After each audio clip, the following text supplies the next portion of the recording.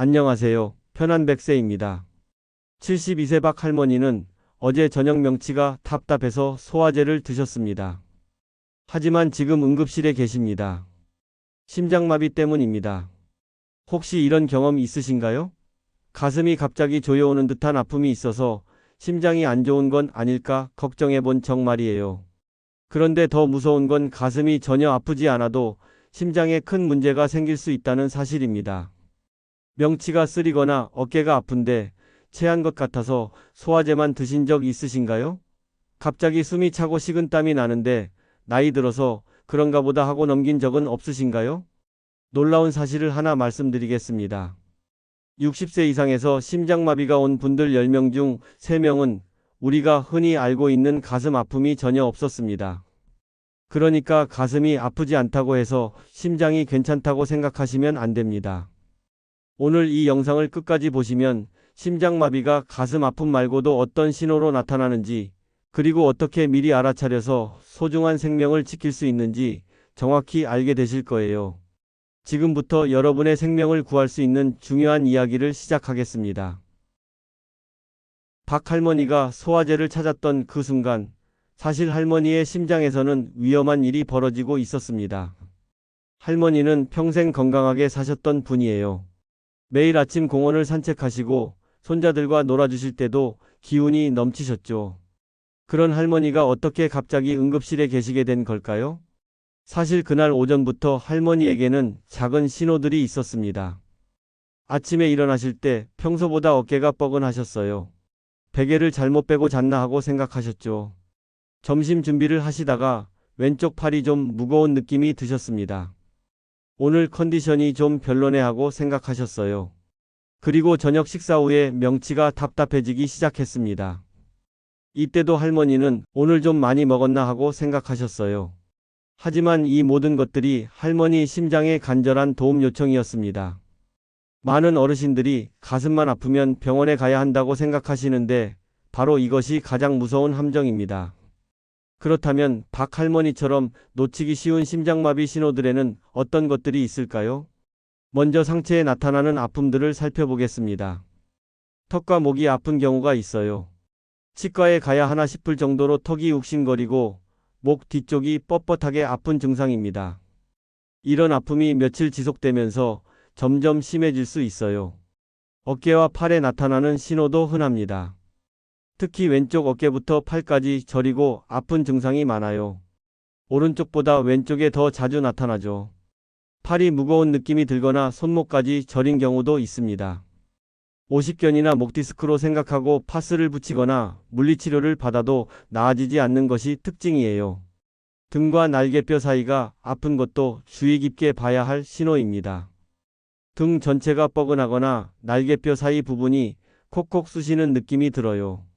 잠을 잘못 잤나 싶어서 그냥 참는 경우가 많은데 이것도 심장의 경고 신호일 수 있습니다. 더 놀라운 것은 박 할머니처럼 속이 불편한 증상으로 나타나는 경우입니다. 평소와 다른 심한 속쓰림이나 구역감이 갑자기 생겨요. 뭔가 위에서 올라오는 듯한 느낌이 들기도 하죠. 체한 것 같아서 소화제를 찾게 되지만 별로 나아지지 않습니다. 명치 부위가 꽉 막힌 듯한 느낌도 자주 나타납니다. 숨을 깊게 쉬어도 시원하지 않고 뭔가 답답한 느낌이 계속돼요. 가슴 한가운데가 눌리는 것 같다고 표현하는 분들이 많습니다.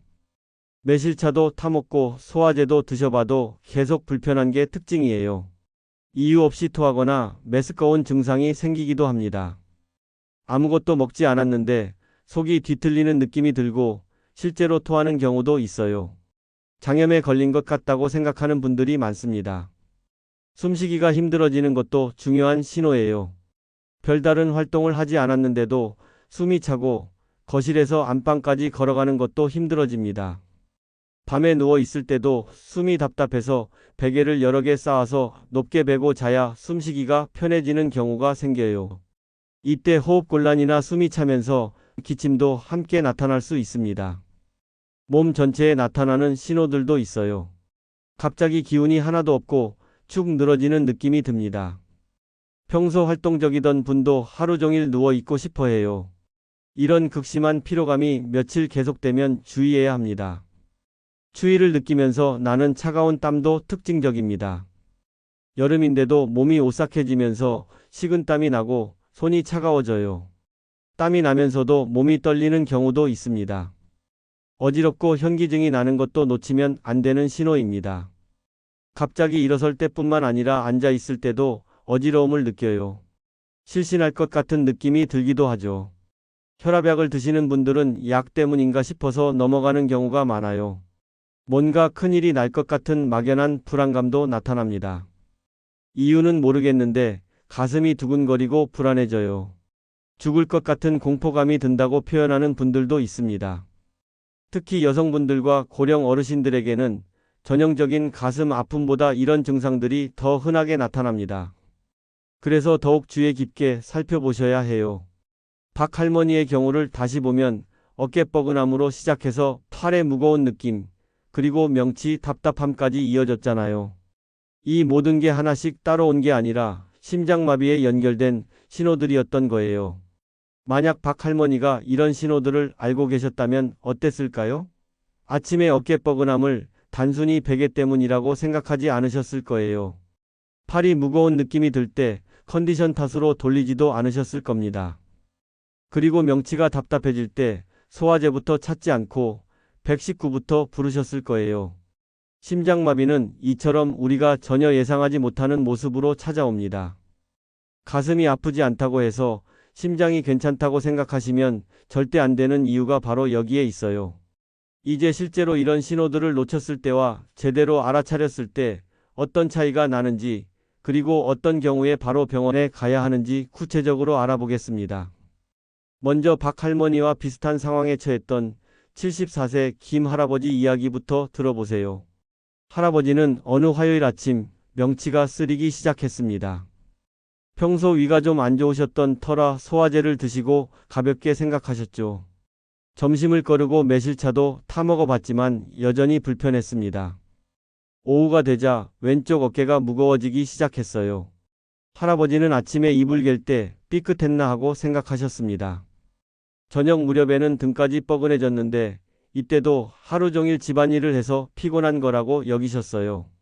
밤이 되자 상황이 달라졌습니다. 갑자기 식은땀이 나기 시작하면서 숨쉬기가 힘들어졌어요. 할아버지는 이상하다 싶으셨지만 그래도 하룻밤 자고 보자 하셨습니다. 하지만 새벽 3시경 가슴이 두근거리면서 죽을 것 같은 불안감이 몰려왔어요. 이때서야 할머니를 깨우셨고 곧바로 119를 불렀습니다. 병원에 도착했을 때는 이미 심장 근육의 일부가 손상된 상태였습니다.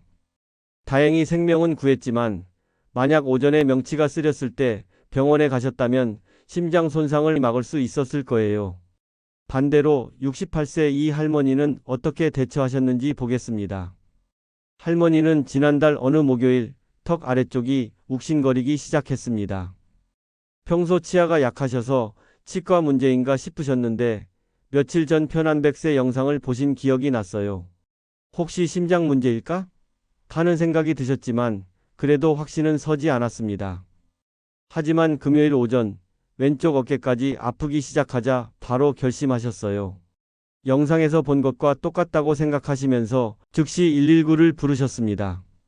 응급실에서 검사한 결과 초기 심근경색이었습니다. 의료진이 말하길 2시간만 늦었어도 큰일 날 뻔했다고 했어요. 할머니는 영상에서 본 지식 덕분에 소중한 생명을 지킬 수 있었던 거죠. 두 분의 차이점이 보이시나요? 김 할아버지는 각각의 증상을 따로 생각하셨어요. 명치 쓰린 건 위 때문이고 어깨 아픈 건 피로 때문이고 등 뻐근한 건 나이 때문이라고 여기셨죠. 하지만 이 할머니는 증상들을 연결해서 생각하셨습니다. 턱 아픔과 어깨 아픔을 따로 보지 않고 하나의 신호로 받아들이신 거예요. 실제로 심근경색의 증상들은 동시에 여러 개가 함께 나타나는 경우가 많습니다. 박 할머니처럼 어깨 뻐근함으로 시작해서 팔 무거움, 명치 답답함 순서로 나타나는 경우가 많아요. 또는 턱 아픔으로 시작해서 어깨, 등 순서로 번져가기도 하죠. 그렇다면 언제 의심해야 할까요? 첫 번째는 평소와 다른 증상이 나타날 때입니다. 박 할머니처럼 평생 소화 문제가 없었는데 갑자기 명치가 답답해진다면 주의해야 해요. 평소 어깨나 목에 문제가 없었는데 갑자기 아프기 시작하는 것도 마찬가지입니다. 두 번째는 여러 증상이 함께 나타날 때예요. 어깨만 아픈 게 아니라 어깨가 아프면서 동시에 식은땀이 난다든지 명치가 답답하면서 숨도 차다든지 하는 경우 말이에요. 세 번째는 증상이 점점 심해지거나 오래 지속될 때입니다. 단순한 소화불량이나 근육통은 시간이 지나면서 나아지거든요. 하지만 심장 문제로 인한 증상들은 시간이 갈수록 더 심해지는 경우가 많아요. 70세조 할머니의 경우를 보면 더 명확해집니다. 할머니는 월요일에 왼쪽 팔이 무겁다고 느끼셨어요.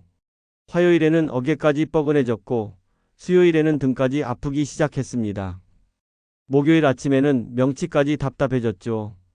이처럼 증상이 하나씩 늘어나면서 점점 범위가 넓어지는 것도 심근경색의 특징이에요. 반대로 단순한 근육통이나 소화불량은 어떨까요?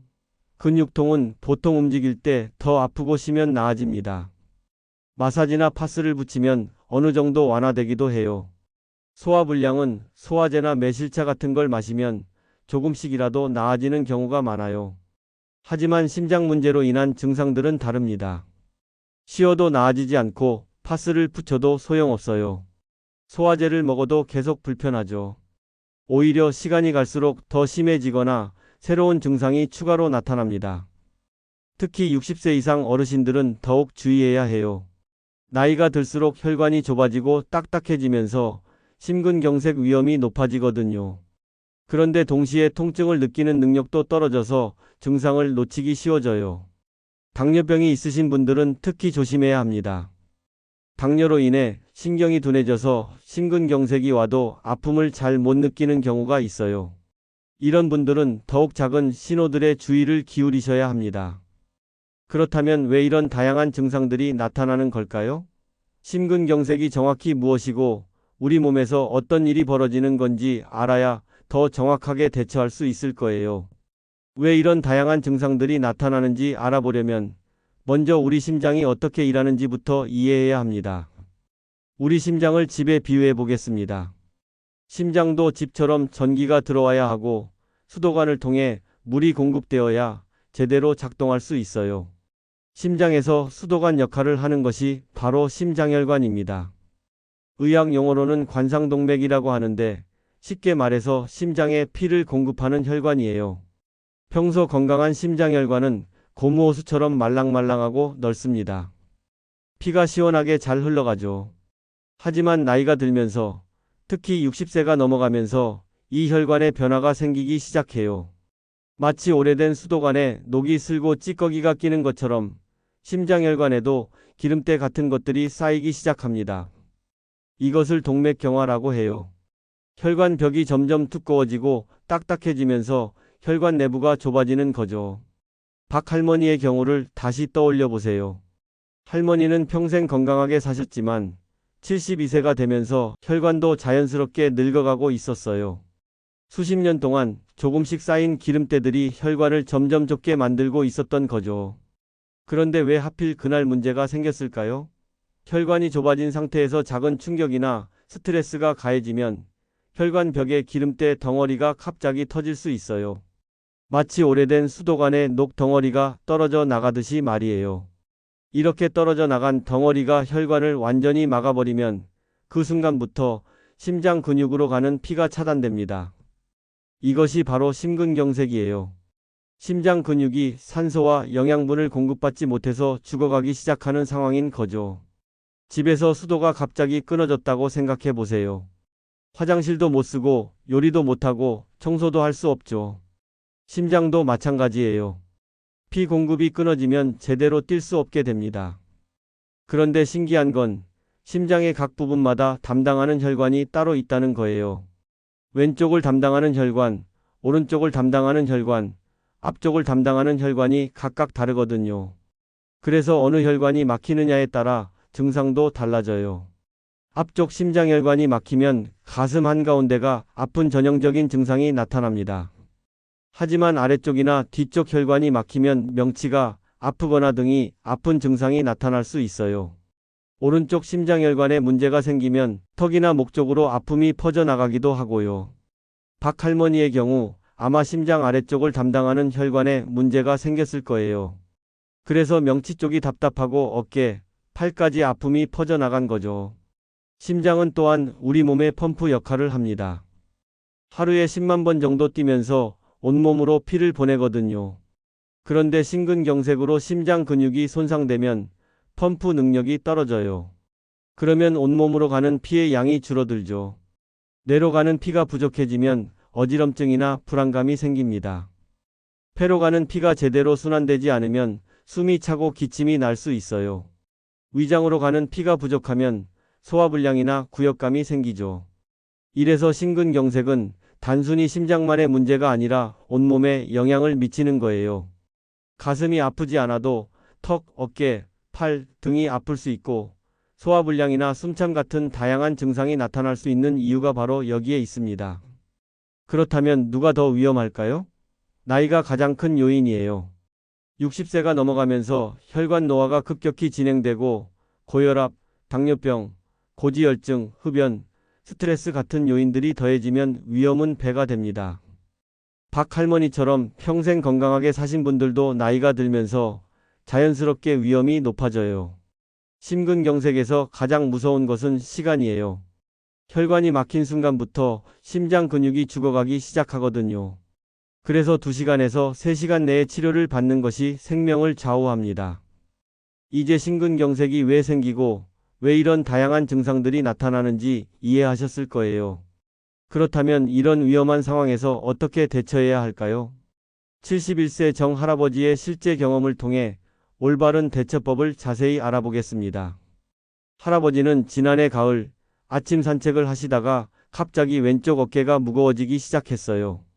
평소 운동을 하지 않아서 그런가 싶으셨지만 집에 와서도 계속 불편했습니다. 점심 무렵에는 명치까지 답답해지기 시작했어요. 혹시 심장 문제일까? 하는 생각이 드셨지만 확신이 서지 않았어요. 그래도 안전을 위해 체크해 보기로 하셨습니다. 첫 번째 단계, 자가 진단을 정확히 하셨어요. 턱이나 목은 아프지 않았지만 왼쪽 어깨와 팔이 무겁고 명치가 답답했습니다. 2가지 증상이 동시에 있었죠. 그리고 평소와 전혀 다른 느낌이었어요. 여러분도 이렇게 하세요. 턱, 목, 어깨, 팔 등의 아픔이나 명치 답답함, 소화불량, 숨참, 어지럼증, 식은땀, 극심한 피로감 중에서 2개 이상이 해당되면 의심해 보셔야 해요. 특히 평소와 다른 증상이거나 여러 증상이 동시에 나타나거나 시간이 갈수록 더 심해진다면 더욱 주의하세요. 2번째 단계, 할아버지는 더 이상 망설이지 않으셨습니다. 바로 할머니에게 말씀하시고 119를 부르셨어요. 심장마비가 의심되는 71세 남성입니다. 왼쪽 어깨와 명치가 아픕니다라고 정확히 말씀하셨죠. 여러분도 의심되면 즉시 119를 부르세요. 그리고 119의 나이, 성별, 구체적인 증상을 명확하게 전달하면 응급구조사들이 미리 준비를 할 수 있어서 더 빠른 치료가 가능합니다. 3번째 단계, 응급차를 기다리는 동안 할아버지는 소파에 편안하게 앉아 계셨어요. 무리해서 걸어 다니거나 계단을 오르내리지 않으셨습니다. 여러분도 응급차를 기다리는 동안에는 편안한 자세로 앉아 계세요.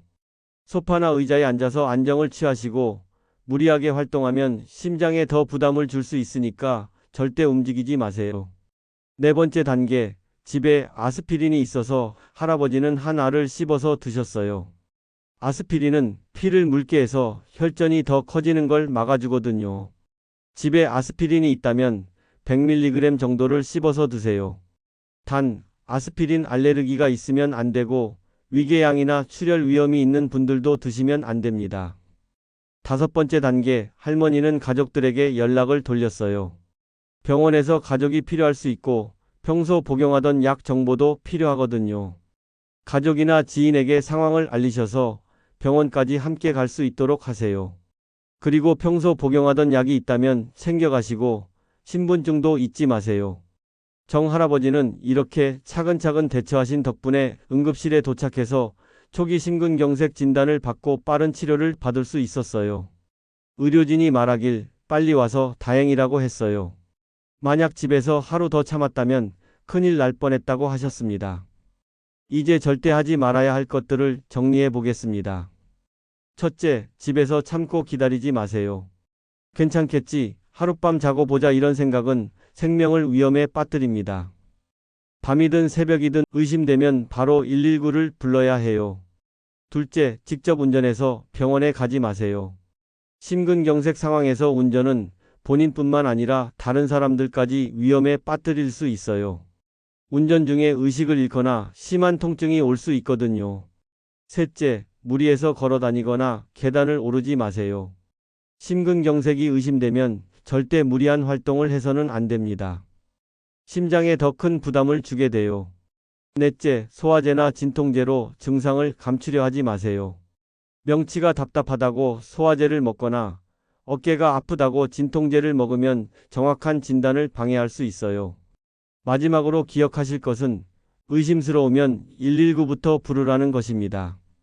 괜찮을 것 같은데라는 생각보다는 혹시나 하는 마음으로 빨리 대처하는 것이 생명을 구하는 길이에요. 정할아버지처럼 올바르게 대처하면 소중한 생명을 지킬 수 있습니다. 하지만 더욱 좋은 것은 미리 예방하는 것이겠죠. 그렇다면 심근경색을 예방할 수 있는 방법들은 어떤 것들이 있을까요? 78세 이 할머니의 이야기를 들어보세요. 할머니는 5년 전 정기검진에서 혈압이 높다는 진단을 받으셨어요. 의사 선생님께서 심근경색 예방을 위해 생활습관을 바꿔보라고 하셨죠. 할머니는 그때부터 작은 변화들을 시작하셨습니다. 먼저 매일 30분씩 집 주변을 천천히 걸으셨어요. 처음에는 힘들었지만 점점 몸이 가벼워지는 걸 느끼셨습니다. 엘리베이터 대신 계단으로 1층씩만 올라가는 것도 시작하셨어요. 무리하지 않는 선에서 말이에요. 식사도 바꾸셨습니다. 짠 음식을 줄이고 채소를 많이 드시기 시작했어요.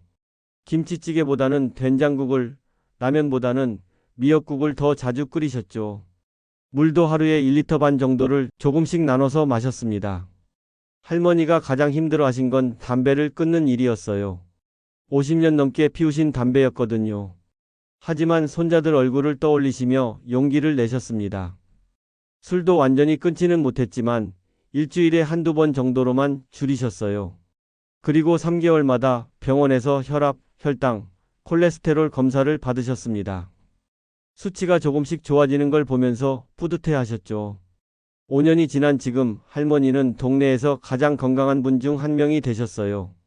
혈압약을 드시긴 하지만 다른 건 모두 정상 수치를 유지하고 계시죠. 이 할머니처럼 여러분도 작은 변화부터 시작해 보세요. 하루 30분 천천히 걷기, 계단 1층 올라가기, 짠 음식 줄이고 채소 많이 먹기, 하루 물 1리터 반 나눠 마시기, 금연과 절주하기가 기본입니다. 정기검진도 빼먹지 마세요.